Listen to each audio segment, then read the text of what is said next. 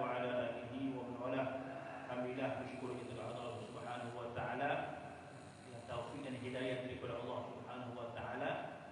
Maka kita melakukan ketaatan kepada Allah Subhanahu wa taala.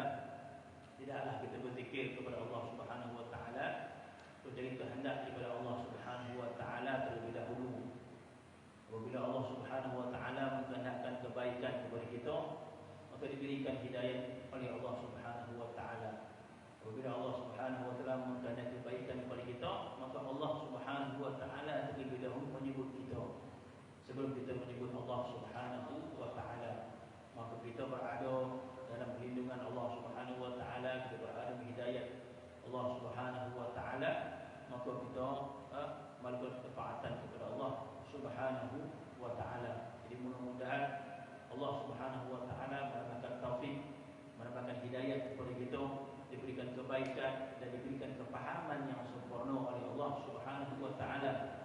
Tidak adalah kebaikan yang sempurna dalam kehidupan kita kecuali kita mengenali Allah Subhanahu wa taala. Tidak ada kebaikan sempurna selepas taat. Kita taat pada Allah Subhanahu wa taala dengan salat, kita taat pada Allah Subhanahu wa taala dengan puasa Ramadan, dengan berbagai kewajiban yang diperintahkan oleh Allah Subhanahu wa taala, kecuali menambahkan makrifat kita kepada Allah Subhanahu wa taala, menambahkan rasa cinta kita kepada Allah Subhanahu wa taala, menambahkan rasa tautan hati kita kepada Allah Subhanahu wa taala, menambahkan rasa kebergantungan kita kepada Allah Subhanahu wa taala, bertambah kuat pergantungan kita kepada Allah, bertambah kuat cinta kita kepada Allah Subhanahu wa taala, bertambah kuat kebesaran Allah Subhanahu wa taala, sehingga sampai peringkat tidak ada lagi kerisauan kepada kita ketika mana kita mendapat rasa cinta kepada Allah Subhanahu wa taala. Itulah matlamat dan itulah kemuncak pencarian para anbiya, para rasul, para aulia yang salihin. Mereka itu mencari apa? Mereka itu mencari makrifat kepada Allah Subhanahu wa taala. Itulah tujuan kehidupan mereka yang sebenar. Sebab itu kita membawa kisah Nabi Musa alaihissalam dalam qasidah kita. Maka dibawa kisah Nabi Musa alaihissalam. Kalau boleh ada masa kita syarahkan apa makna qasidah.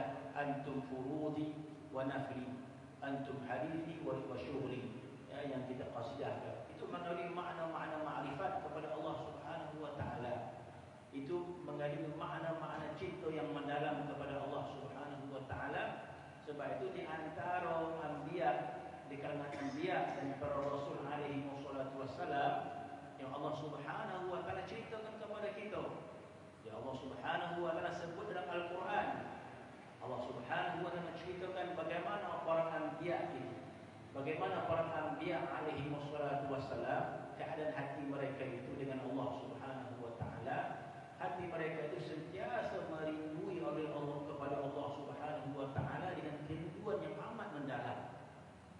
Sebab itu di antaranya Nabi Musa alaihissalam, rasa cintanya, rasa kasihnya kepada Allah Subhanahu wa taala. Maka kita letakkan qasidah pada masa kita syarahkan apa maksud kata-kata Nabi Musa alaihissalam. Nastu bil hayy naran lailan fabashshirta ahli qultu udhu. Itu mengandung makna-makna yang mendalam yang Allah Subhanahu wa taala sebutkan dalam Al-Quran. Nastu bil hayy ini qasidah yang kita baca ini adalah daripada ayat Al-Quran Al-Karim. Allah Subhanahu wa taala menceritakan bagaimana Nabi Musa alaihissalam ketika membawa isterinya nak pergi ke Mesir, maka dalam malam yang gelap, tidak ada api dan sebagainya. Kisah yang disebut dalam Al-Quran, maka disyarahkan oleh para ulama tasawuf makna yang mendalam daripada kata-kata Nabi Musa alaihissalam. Maka Nabi Musa alaihissalam di antara contoh Nabi yang begitu mencintai, begitu merindui Allah Subhanahu wa taala sehingga terkeluar daripada doanya Nabi Musa alaihissalam yang Allah Taala sebut dalam Quran, Rabbi arini anzur ilaik. Allah Subhanahu wa taala sebut dalam Al-Quran, Rabbi arini anzur ilaik. Rabbi, wahai Tuhanku, arini, perlihatkan dirimu ya Allah, anzur ilaik,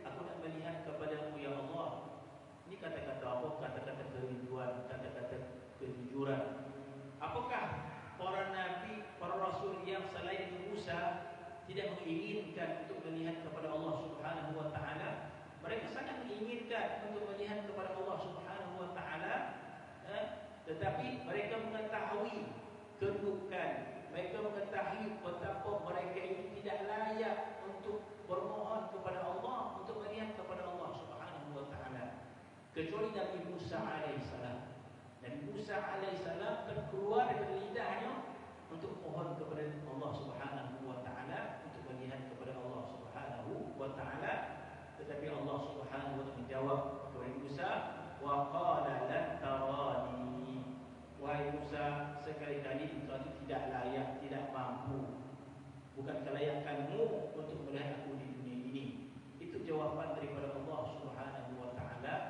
Sehingga ulama mengatakan, ketika mana Nabi Musa alaihissalam mohon kepada Allah untuk melihat kepada Allah, tidak diizinkan oleh Allah Subhanahu wa taala, maka ketika itu dikatakan sentiasalah Nabi Musa alaihissalam berkerinduan terhadap Allah Subhanahu wa taala.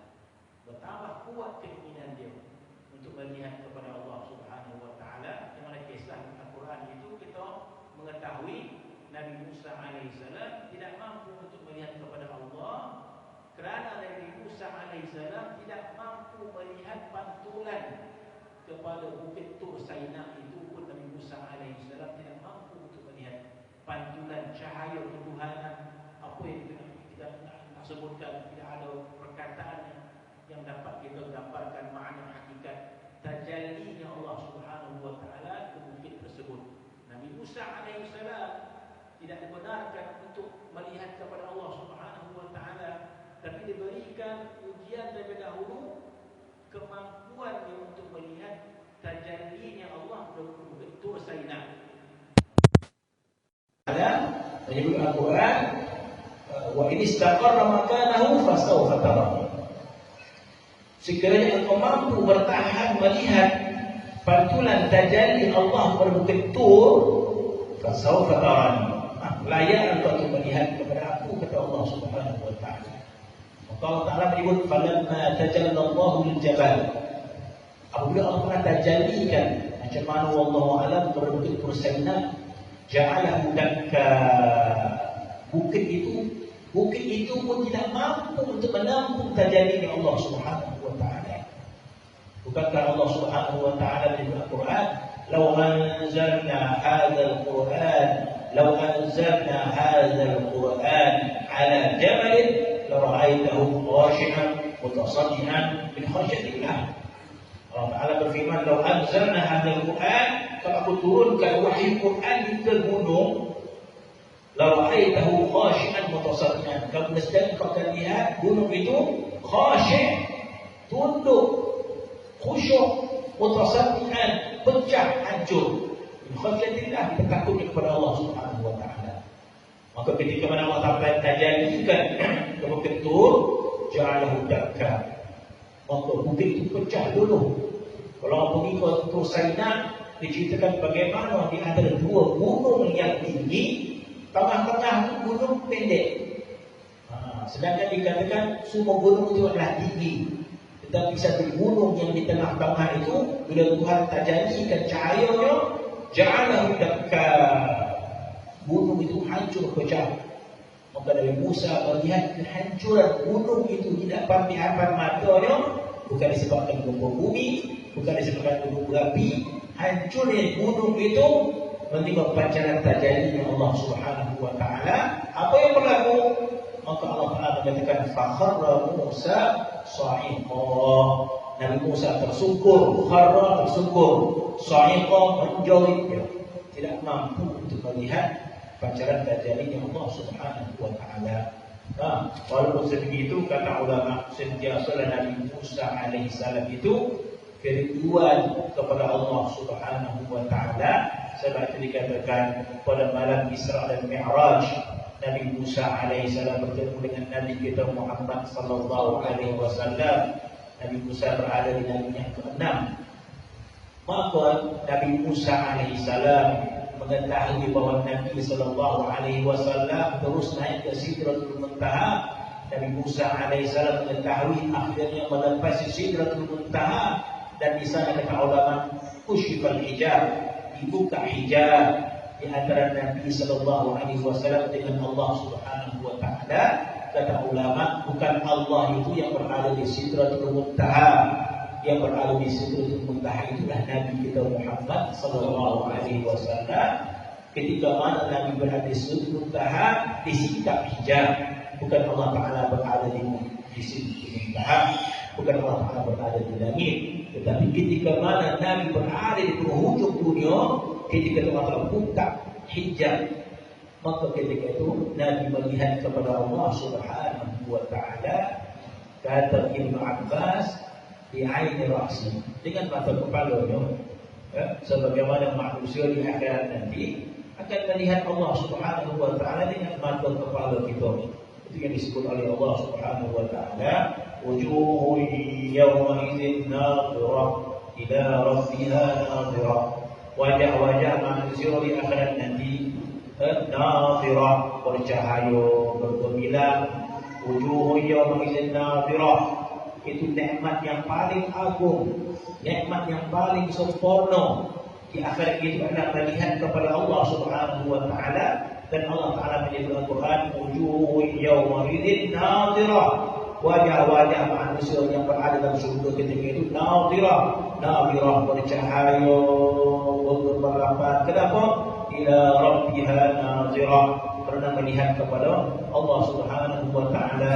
Begitulah Nabi kita Muhammad sallallahu alaihi wasallam. Kata ulama, kata jumhur ulama, Allah Subhanahu wa Ta'ala berikan kepada Nabi kita Muhammad sallallahu alaihi wasallam ru'yah, yaitu melihat kepada Allah Subhanahu wa Ta'ala tanpa Nabi minta. Nabi tak minta, Nabi diam sahaja, tidak minta apa-apa daripada Allah Subhanahu wa Ta'ala. Tapi Allah berikan kurniakan kepada Nabi kita Muhammad sallallahu alaihi wasallam. Nabi Musa minta, tidak diperkenankan oleh Allah Subhanahu wa Ta'ala. Maka Nabi Musa tahu Nabi naik ke Sidratul Muntaha dapat melihat kepada Allah Subhanahu wa Ta'ala. Maka Nabi Musa alaihissalam ketika mana Nabi turun ke langit yang ketujuh, turun ke langit yang keenam, maka ketika itu Nabi Musa dapat melihat kesan cahaya pada wajah Nabi sallallahu alaihi wasallam kerana melihat kepada Allah Subhanahu wa Ta'ala. Maka suka Nabi Musa alaihissalam melihat wajahnya Nabi sallallahu alaihi wasallam kerana baru lepaslah melihat Allah Subhanahu wa Ta'ala. Maka berkata seorang aulia yang salihin di Mesir sana bernama Sayyidi Ali Wafa. Sayyidi Ali Wafa ini seorang aulia yang salihin yang besar di Mesir. Maka kata Sayyidi Ali Wafa, rahsia Nabi Musa alaihissalam menyuruh Nabi Muhammad ulang kali. Tengok sejarah Nabi Musa turun berapa rakaat? 50 rakaat. Nabi kata banyak sangat tu. Umat aku puasa-puasa belum tentu lagi boleh melakukan. Umat engkau baca-baca macam-macam. Saya tambahlah. Dengan Nabi Musa. Belum tentu lagi boleh. Aku umat yang puasa-puasa belum tentu boleh menunaikan. Abi apa nak buat? Naik balik minta kepada Allah Ta'ala pengurangan. Nabi pun naik minta kurang daripada Allah, kurang 5. Turun lagi kepada Nabi Muhammad kepada Nabi Musa alaihissalam. Berapa dapat kurang?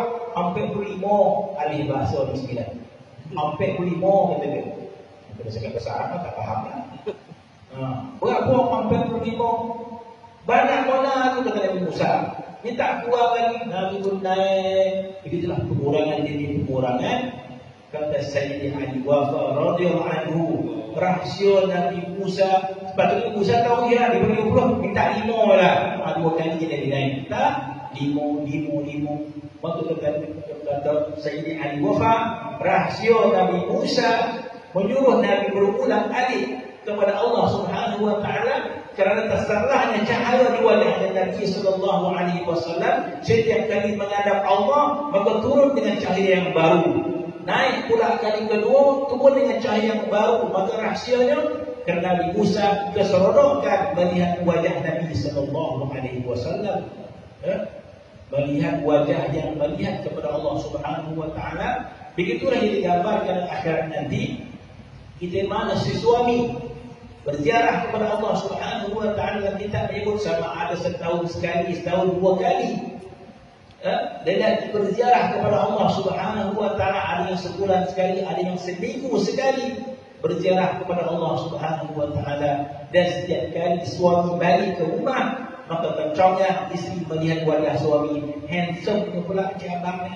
Tadi keluar labang nampak yang bercahaya pula. Maka dikatakan begitulah keadaan di akhirat nanti. Bila si suami berziarah kepada Allah Subhanahu wa taala, maka baik bertambah cantik si suami itu. Maka dalam syurga itu sentiasa bertambah. Dalam syurga tidak ada berkurang dan tidak ada sama begitu saja. Syurga itu sifatnya bertambah. Macam mana hebatnya Allah Subhanahu wa taala. Dalam syurga bertambah cantik. Ada orang bertambah cantik tapi dah cantik dah. Cantik kena lagi, tak dapat dah kapal bedak dah. Tapi yang simak cantik dah ni. Dia kata, mata Allah tidak bercantik dah. Tapi dalam syurga tak ada keputusan tu. Sentiasa cantik. Dalam syurga tersebut. Maka Allah Subhanahu wa taala, mudah-mudahan Allah Subhanahu wa taala memberikan kita kepahaman makna cinta. Tidak mungkin kita memahami makna cinta kepada Allah Subhanahu wa taala kecuali kita menundukkan nafsu kita. Tidak mungkin kita memahami makna kebesaran Allah Subhanahu wa taala kecuali kita menundukkan nafsu kita yang mencintai yang lain daripada Allah Subhanahu wa taala. Di antara kejahatan nafsu kita apa? Nafsu kita lebih memilih untuk cinta yang lain daripada Allah Subhanahu wa taala. Ini yang perlu kita muhasabah, yang perlu kita renungkan. Sebab nafsu ini sifat dia apa? Memilih untuk cinta yang lain daripada Allah Subhanahu wa taala.